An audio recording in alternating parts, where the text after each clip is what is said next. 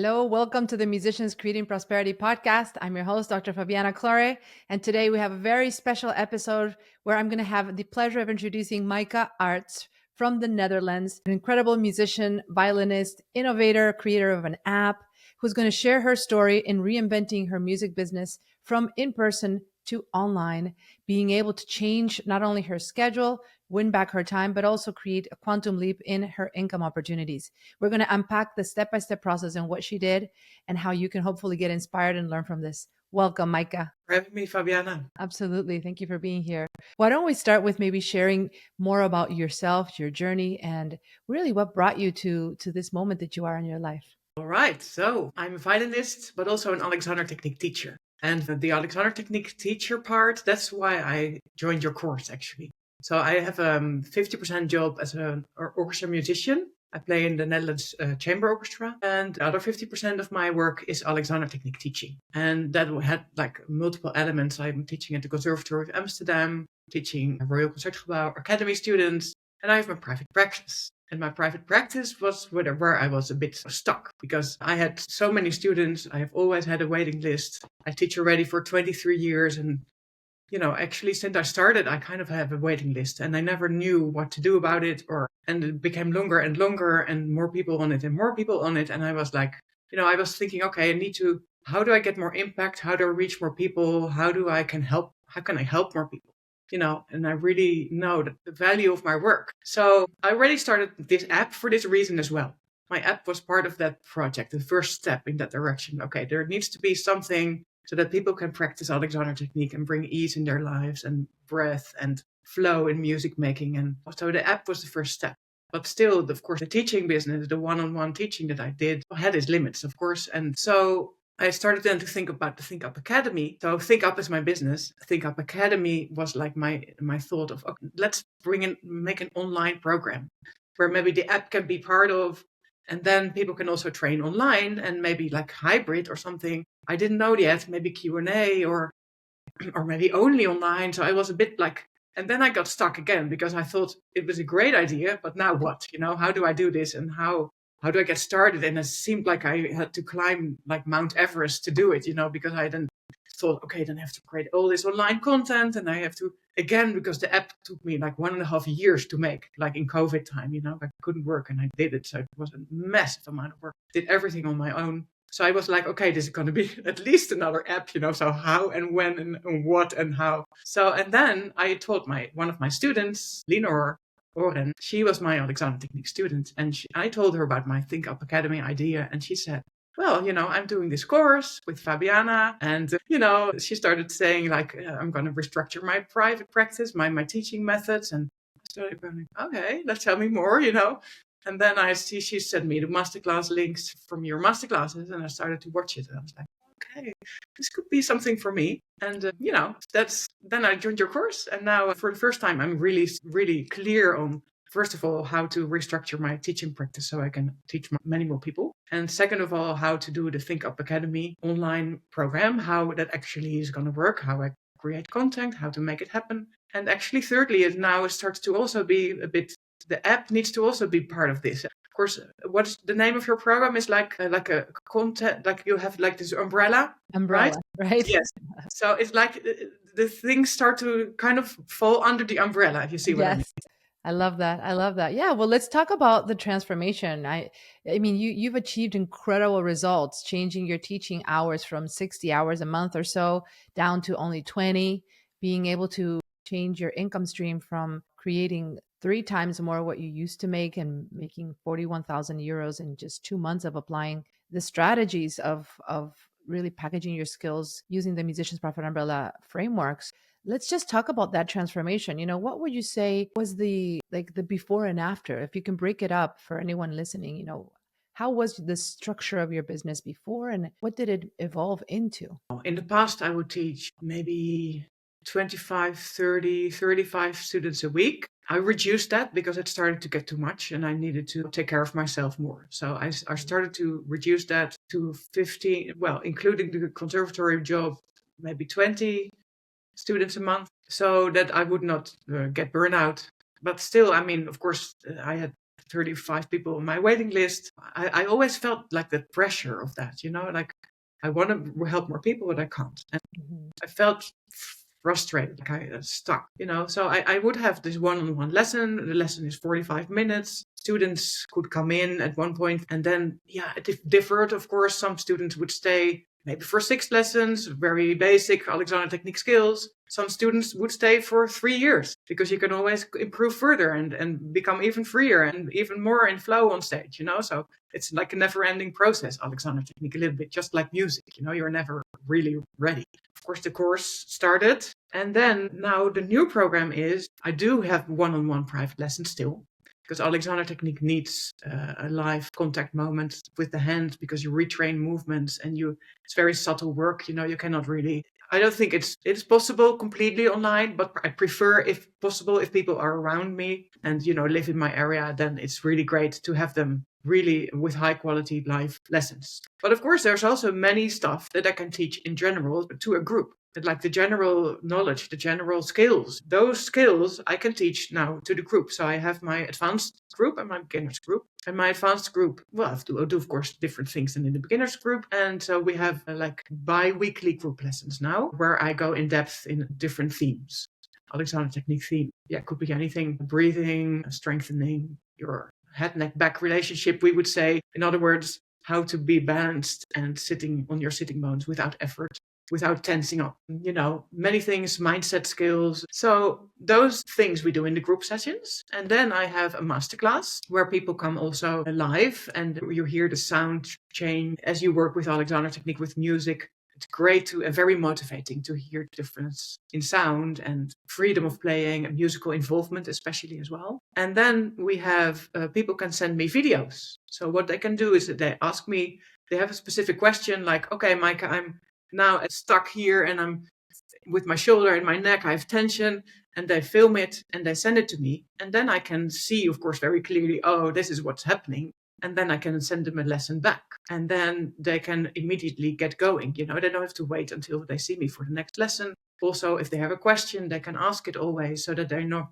practice something the wrong way for, or I don't know how long, So instead of like maybe normally I would have 2 private lessons a month, roughly. So now they would have 7 contact moments, Alexander technique lessons actually a month. Which is, of course, great, because then you have many more high frequent quality practice moments and also many different kinds of learning rather than only the one-on-one. And so many times, of course, I've heard someone ask a great question, and then I would think inwardly like, oh my God, there's nobody hearing this answer except for this person at this moment, So, Right. of course, I'm recording the answers now, and I'm recording the online lessons, and I'm gathering all that information, and we'll put that in the Think Up Academy online vault. And also because we are all, the whole advanced group and the beginners group, they have the private group, like chat community. Mhm. So they all see each other's learning and they are each other's questions as well.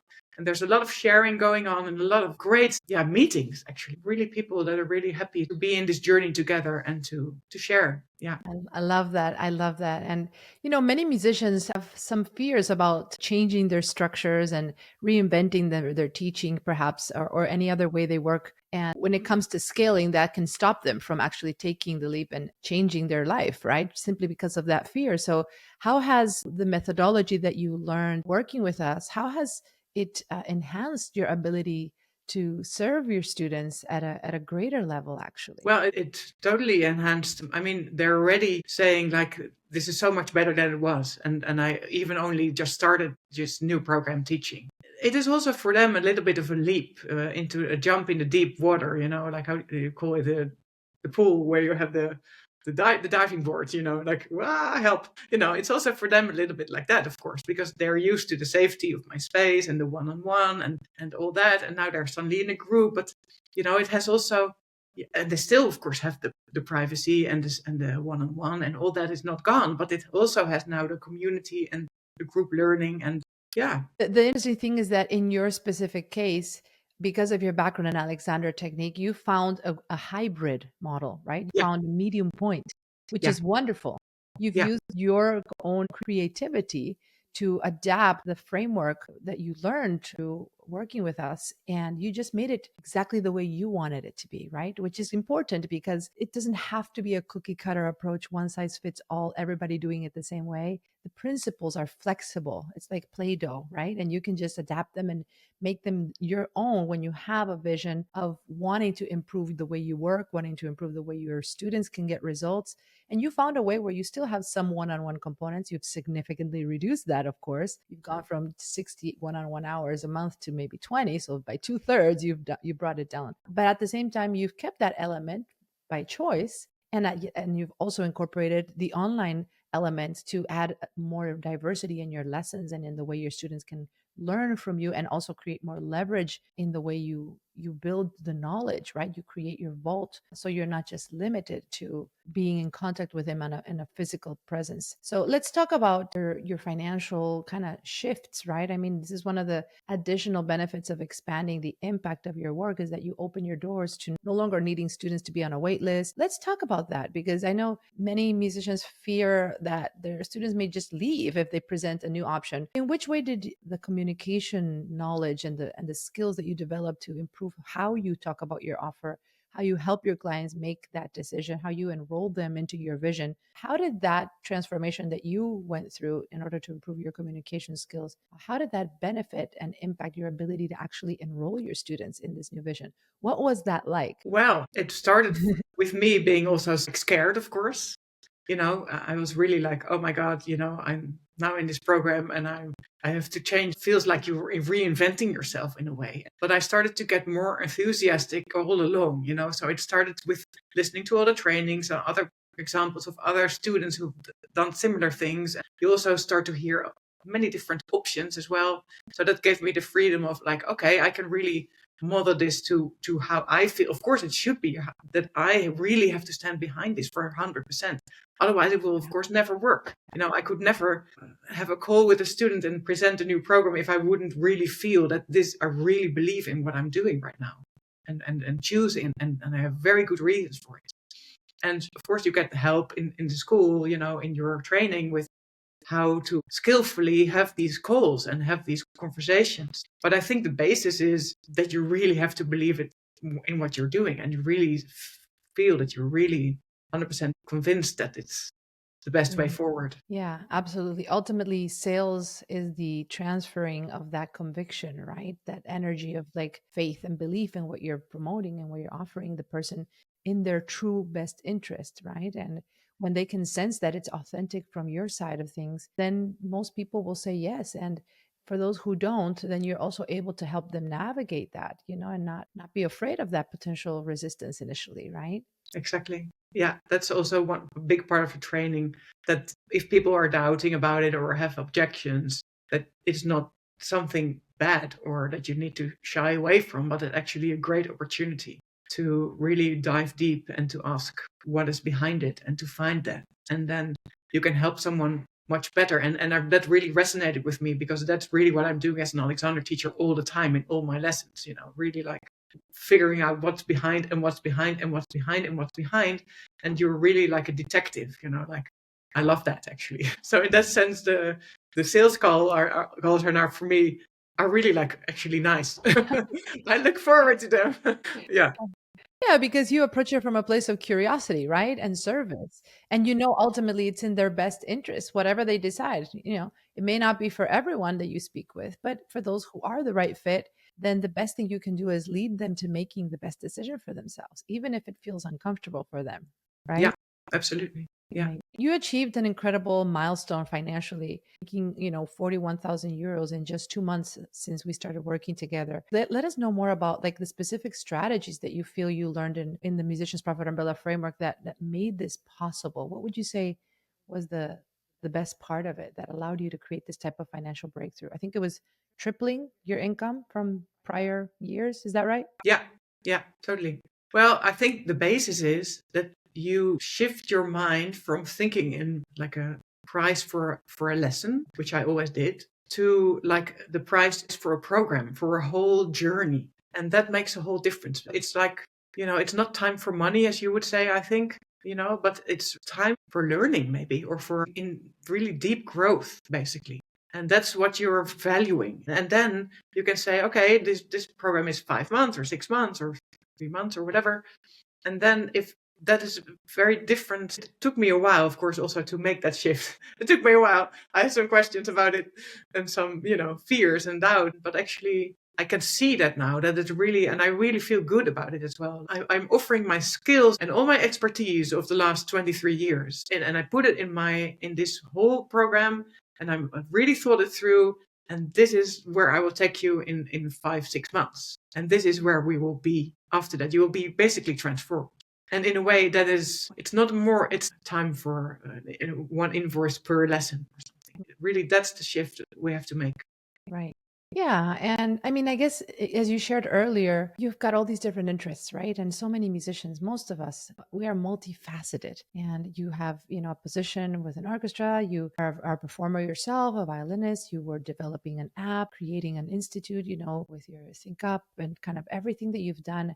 How does it feel now to feel that you have a way to unify it all and it's not different and you're not siloed this or that, but tell us more about what it feels like to feel that everything is still under this umbrella. Like, how does that feel to you now? Yeah, that feels very good, because the feeling of like scattered, a scattered feeling, like all these different things all the time. And of course, I still have the violin. It always feels also part of the Alexander technique, because I teach Alexander technique to musicians all the time. So it's really nice if I'm still practicing it myself, of course. But yeah, that's really good. Like it starts to come together in my mind, all the things that I wanted and I dreamt about. And that's really now starting to feel unified and whole. And that's really fantastic, because in Alexander technique, we're always about wholeness and being unified and connected. So that also like resonates. It's the same. And I think that also keeps things more simple when it comes to approaching your day-to-day activities in your work. You're not feeling so siloed with different things. And you know that ultimately, no matter how many people see you from one side or the other, you have a way of kind of funneling it into the same end result, which is if they want to be in their work in your world, they can be part of your online community. Even if they don't live in the Netherlands, I mean, they can still in a way be a part of the work you do through your online side of things and the trainings you're building. And so now there's no geographic boundaries to the impact that you can make with your knowledge. I mean, tell me more about that. How do you feel about that?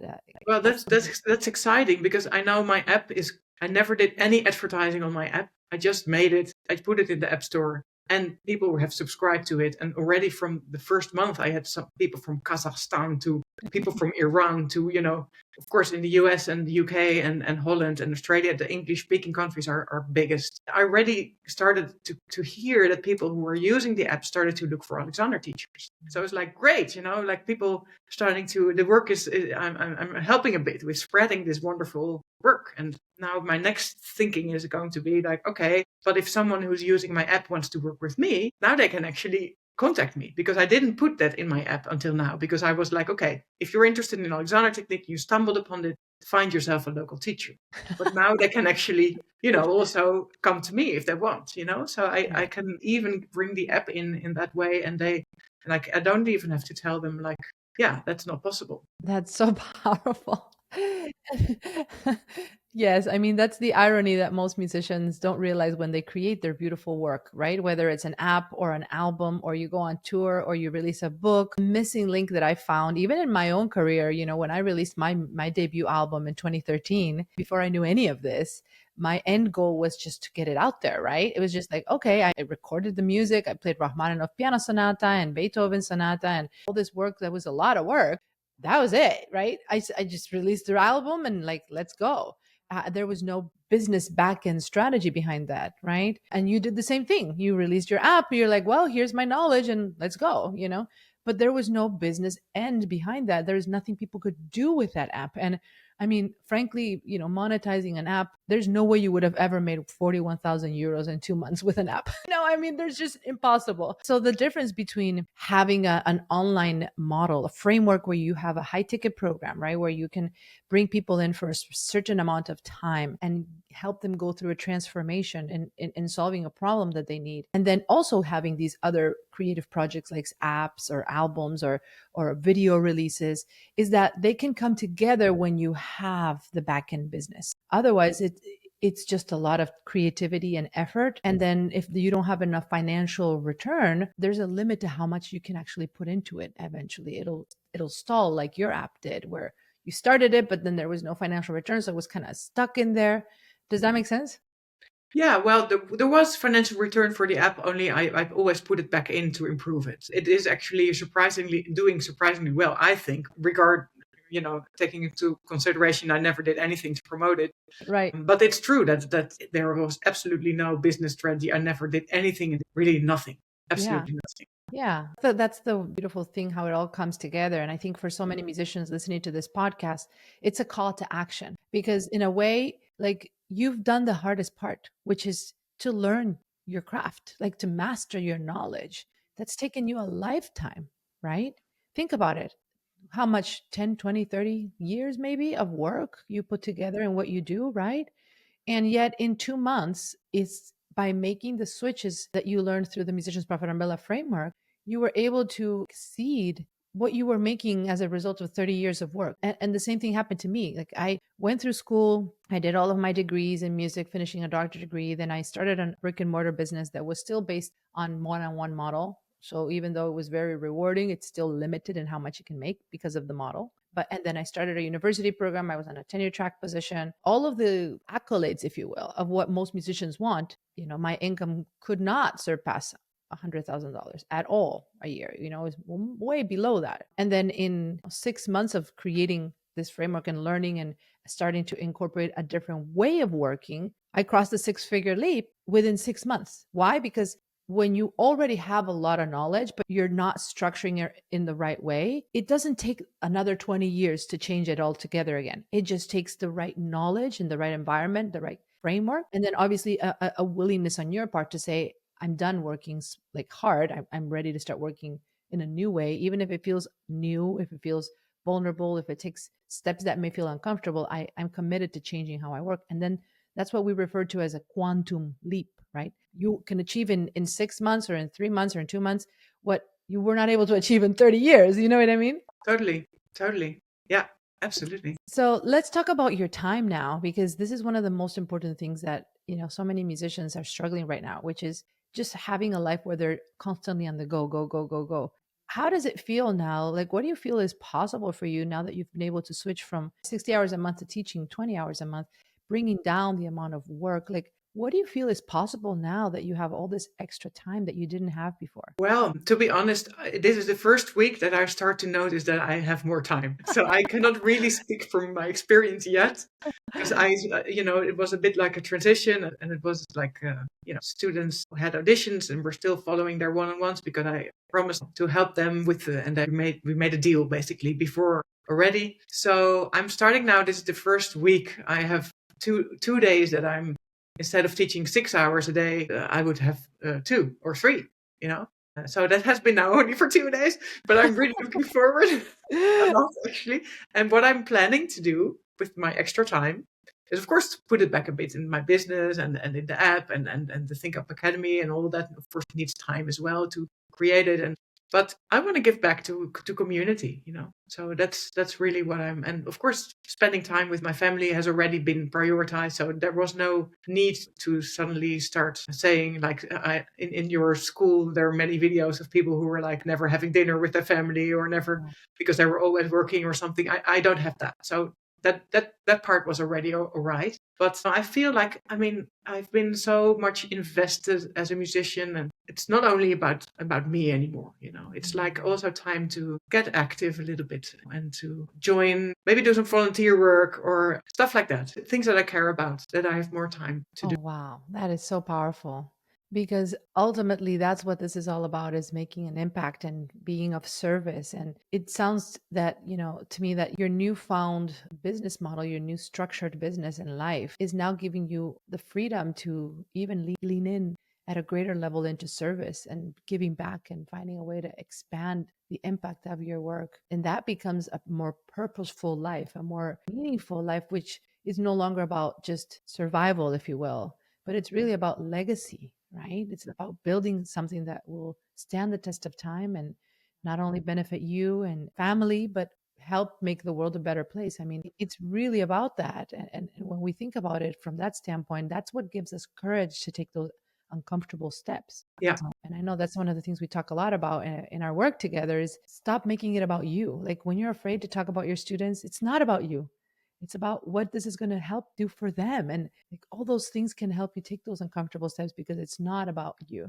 And now you're just kind of bringing this back into full circle, which is I want to serve. I want to help more people. I want to see how else I can make a difference through your knowledge, through all these things. And I think that's such a beautiful way of building a business and living your life, really. And I think one of the things that, again, stops musicians from pursuing this path is that they do feel it's just about them. You know, it becomes this struggle for just survival. And even when things are difficult and things feel challenging, if we can think bigger than our current circumstances, right? I mean, when you started this process, you did not have the time you do now.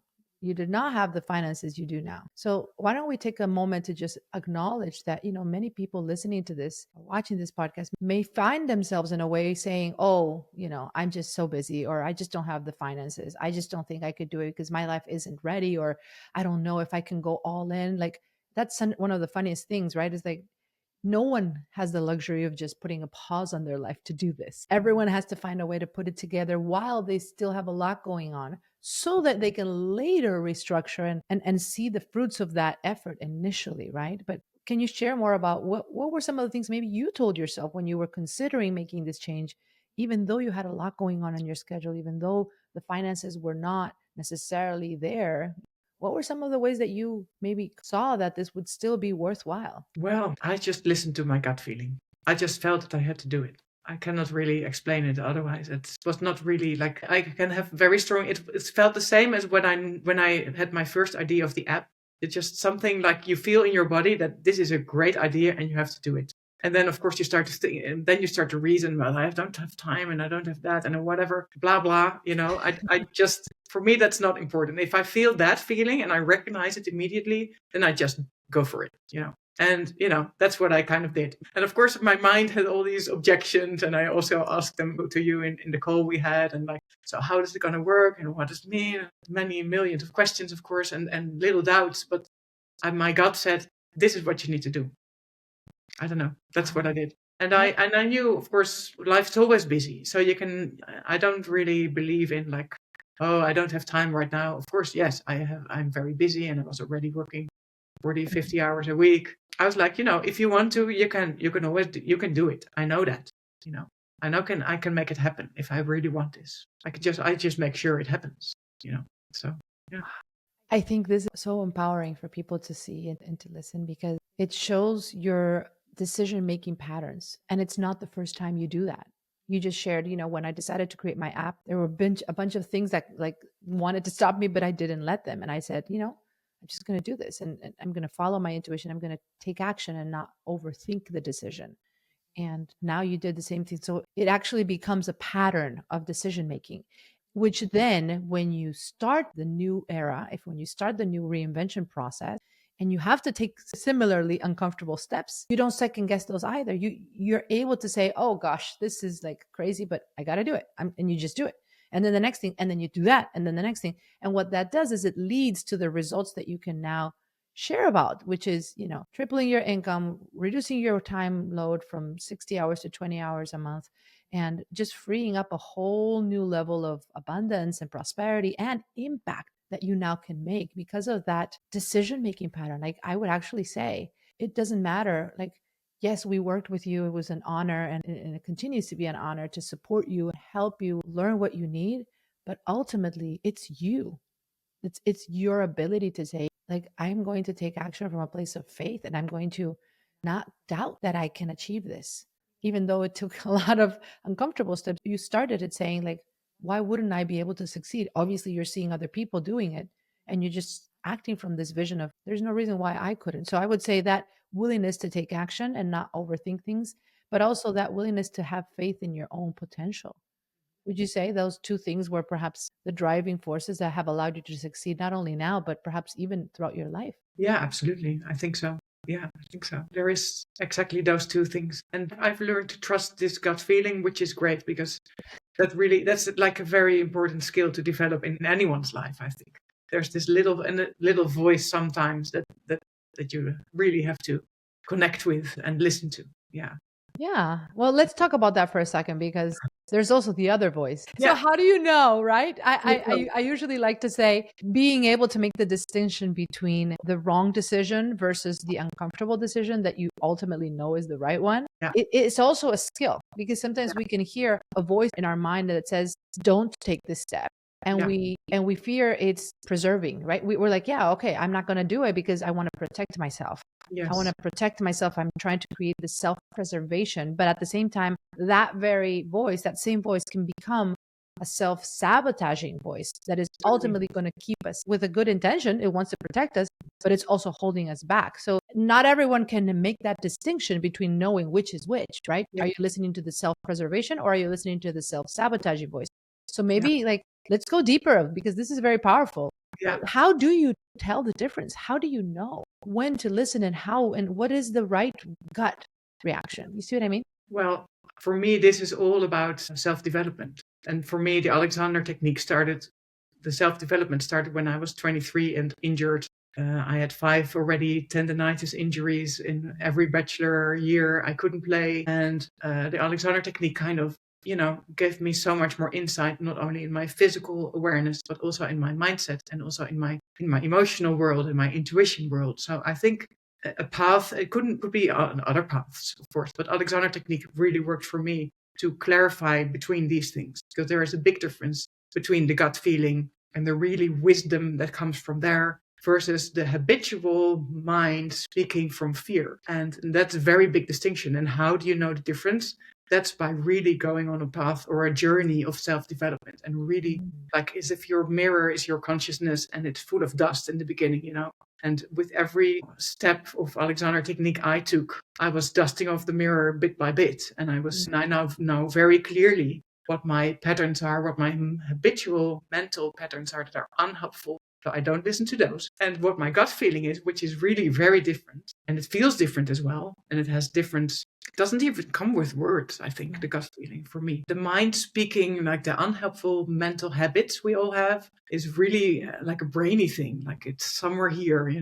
And the gut feeling is here for me. But still, of course, you can also have maybe people that have gut feeling here and it actually comes from fear or from, anxiety. And then still it's not wise to listen to it. So it's not really true. And it's not for everybody, maybe this, but this is how it worked for me. Right. But of course, you have to translate it to your own situation. But I think for me, this is all about self-development and growing as a person and really taking off layers of onions layers all the time and keep going, because that's the purpose of life for me, like how to get to know myself truly and to really get less layers interference, there and peel it off. Wow.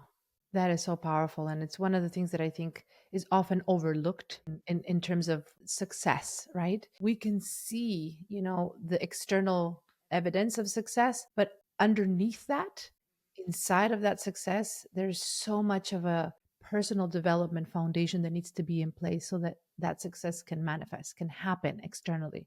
And, I guess coming back to your own journey evolving your fears that you had when you started this process and your insecurities, what would you tell musicians who are considering implementing this framework you learned about the musician's profit umbrella philosophy? How did the internal trainings that have to do more with like the foundation of your business and the foundation of your mind, right? The foundation of your person, of your being, learning how to relate to like even time management, all of the trainings that were not just about the structure and the tactics and the strategy, but also who you need to become in the process. That's also been a very important part of this evolution that you've gone through. Maybe share more about how that personal development foundation was necessary for you to also continue evolving your business in this kind of framework that you also learned. A big part. I was really surprised actually when I started your course that almost the first 2 models were only about mindset, basically. And I really liked a lot of what I heard. Like it's very Alexandrian, I would say, and very, it's what you think is what you're going to get, and unhelpful beliefs standing in your way and how to deal with those. And also time management, prioritizing your time. And just like one of the first lessons is about, cutting away distractions in your life and Right. putting them all in order. Like, I was already pretty good at that because I'm not letting myself be distracted. I'm not like scrolling through social media or whatever. I never have done that because I'm always thinking, okay, what is my long-term goal? And is this choice going to help me reach that long-term goal? This is always at the back of my brain. So whatever choice I'm making in my day, basically, is this going to help me with the long-term goal, or is it going to stand in the way of the long-term goal? And the long-term goal is being healthy, being balanced, being fulfilled, being connected in the long term. And what do I have to do right now to keep that until I'm 95? Let's go. Or whatever age I will be, maybe 75, I don't know, it doesn't matter. But for me, it's about the high quality of life. That's a bit how I think, maybe. And also what you say in your courses. Right. That it No, really resonated. Yeah. I see so many times musicians who want to change their businesses and improve their life, they're just focused on the outer levels, right? Like, I just want to get better at marketing. I need to learn how to market my business. And it's all these desires for the external results to come without realizing that it doesn't work that way, right? As you're sharing, why I want to open this conversation in today's episode, because while we can talk about strategies and tactics and like the amazing principles that have allowed you to switch your business and create this quantum leap, we have to also talk about what it took internally and why that is the foundation for all the success, and being able to have an approach towards your decision making, towards your perspective, towards your faith in your own potential. If those foundational pieces are not there, all the external tactics and strategies and support that you can learn by following the musician's profit umbrella framework will not work, right? So I think this is important because it's overlooked, I think, in our industry. And it's like, oh, this is just mindset and like rah rah stuff, but it's not. It's actually the foundation for everything else to happen. And in this podcast, I have many sessions where I talk about that in great length. But I love that we kind of landed here in our conversation today, because it is the foundation. It's how you make decisions. It's how you think about your potential. It's how you can decide when to listen to that voice that may be protecting you, and when to also put it to the side in a loving way and say, no, I'm not going to let you stop me from where I need to go, and not put your current circumstances as an excuse to staying the way you are, and say, yeah, things are tough right now, but that's exactly why I need to do things differently, right? So as we wrap up our episode today, what would you tell our audience in terms of like their own potential, if they're maybe listening to this podcast and saying, well, I wonder if this could work for me, if this path is something that I could embrace and adopt, and whether it's working with Fabiana or any other ways, what would you tell people about the moment that they may be in right now, listening to this and asking themselves if they can do it too? Yeah, of course, it's many different situations. Many people and from many different backgrounds, situations can benefit from your program, I think. Actually, I would say go to the root causes or the root behind where you are right now. I think that's, if you really dare to see that. So that kind of comes back at what you just said. So it's not about painting over the cracks, You don't want to paint over the cracks. You want to really build a fundament, and really do the self work as well. And then if you really go deep into you, then that comes back, like a boomerang. You'll benefit if you really go there. I would say go for it and trust yourself. If you feel that in your gut, like I did, then don't hesitate and do it. Absolutely. Right. Yeah. Absolutely. Well, let's share with our audience. Thank you for that. Again, it's about that inner conviction, that inner belief, right? And I'm sure this is not the first time that perhaps you asked yourself, well, but I failed in other things, right? Because this is life. We always fail in other instances. We try other things, and being able to say, well, maybe in other instances I failed, or I didn't get to where I wanted to be in other circumstances. That doesn't mean I can't keep trying, right? I think one of the biggest blocks is that if we have done other things and they haven't yet gotten to where, like, imagine it, if you would have said, well, the app didn't get to where I needed it to be, but I'm just going to quit. No, you were like, well, it got to a certain point. It could do more, but I'm going to keep trying. I'm going to keep finding another avenue, and your institute and your online program. You didn't let the blocks tell you that you had to stop. You just found a different way of doing it and continued going. Absolutely. Right. Absolutely. And I mean, this is how we do as musicians too. Yeah, right? exactly. And that's a very good analogy with music making, because often also in music, what do most musicians do when something doesn't work? They practice in the same way over and over again, which is not very the smartest way to go about it. You really have to, like Einstein was saying, like you have to think differently as well to get different results. You cannot expect to have the same result with the same kind of thinking that you had before. So yeah, and I think that's a great thing about your program, because you teach people to think differently, and so that the result will be different. Right. Yeah. And Einstein said That's to the do the root same cause. thing over and over again and expect a different result is the Exactly. definition of insanity, right? Oh yeah. And I think, for many times when I speak with musicians who are considering making these changes in their business, they say, "Well, but I tried before, and I did this program and I worked with this person and I spoke with my students actually. Many times they say, "Well, I did try, raising my rates. I did try telling my students that and it didn't work." And I always come back to, well, but the way you did it before probably had some gaps in it. There were some things you didn't know. So yes, you may have tried to do it, but that doesn't mean that was the only way of trying. You can try again, but better. You can equip yourself in a way where you have more knowledge, just like you did, right? You improved your communication skills, you developed that confidence, that clarity around what this would actually look like, and that allowed you to get the results. So there needs to be a period of reinvention first before you go back at it and try it again, right? Exactly. Absolutely. Otherwise, you're just painting over the same crack. Right. Or worse, if you give up, then you're totally like blocking any potential of going in. If you're just like, no, this is not for me, I can't do an online business. So many musicians tell me, oh, I tried that in the COVID era, right? I'm sure you've heard it. Oh, I did online during COVID. I hated it. It was awful. I had to spend hours and hours and hours on Zoom. No, this online teaching is not for me. And I always say, well, you have no idea how different you can do this online teaching. You don't need to just be doing one on one online. You can totally reinvent yourself, reinvent the way you work, and create asynchronous methods of support. And online teaching can actually be a great avenue. And you can even do a hybrid like you did. You can still have in person components to your program. It doesn't have to be 100% online if you really want to have a blend. There's so many, it's like a palette, right? There's so many tones and colors and ways you can develop this if you just open your mind to learning something different and adopting something that may feel scary at the beginning. But ultimately, your students will thank you as you're sharing too, right? They're excited about the model. As we wrap up our episode today, why don't you share with our audience, more about where they can find you? And of course, we're going to put your website in our show notes here below, but share with people more about, your mission and what you would love people to remember about you and what you're building. Like, share with our audience here, where are you headed? What is the vision that you're trying to continue building? Okay. Wow.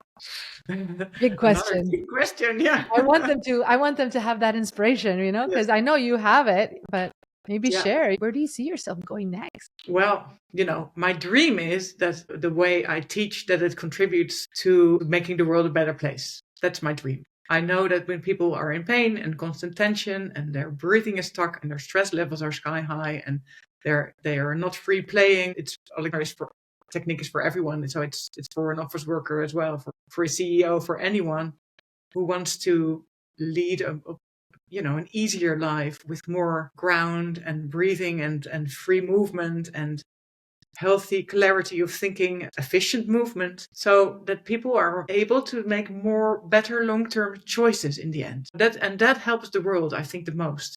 If we have personal growth and personal development, and also then you start to think, okay, so my choice, is it good for me? Is it good for my family? But is it also good for the world as a whole? And how can I make these three happen, like a win-win-win, and I hope that I know that Alexander Technique can contribute to this, because if people, are indeed in survival mode, stress mode, or, just so damn busy all the time, everything is suffering, your own health, your own happiness, your family, but also the world as a whole. And I think that is actually what's behind it. I Is love that that. it? I love that. I love that. Yeah. And I mean, again, that's what drives you. That's what helps you maybe after a long day to say, this is something I still feel excited about working, or when you're tired or when you're sick or when things are in the middle. That vision that you just shared, that commitment to making ultimately the world a better place. And I know it sounds like a big thing, but it's actually what helps people create significant impact, both like legacy building side of things, also from a financial impact. Everything is tied together because of your vision.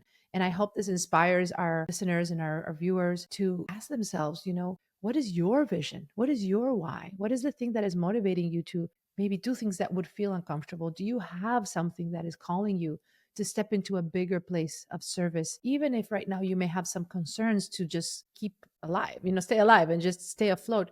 You may have some needs that may feel urgent. If you can start seeing what you're trying to build ultimately to be of a bigger impact, then you're going to make better decisions. Because as Maaike says, she's asked herself, is this decision going to actually serve my future goals, my long-term plan, not just my immediate need? And I think this is, I know this is why you are now in this place, after 2 months, being able to make this type of quantum leap in your business is because of that. And obviously, having the right environment, the right structure, the right process to follow can help that too. But it's a partnership. You know what I mean? It's a combination of the two elements. So for everyone watching, you can do this too. Obviously, if you have any questions, if you would like to learn more about how we can support you, feel free to reach out. There should be a link in the show notes where you can connect with me and my team. We would be happy to guide you and have a conversation around what you need and potentially see if there's any way we can support you. At the very least, be able to give you some pointers into what are your potential paths to improve your business. You're not alone. You can do this too. And I'm hoping that you're inspired by everything you watched today and you listened to our wonderful guest present. It is possible. Musicians are doing this in real time, and you can too. So thank you, Maaike, for being in our show today, and looking forward to continuing to support you. This is just the beginning. Thank you, Fabiana. It was Thank you. wonderful. Thank you. Until next time, let's prosper together.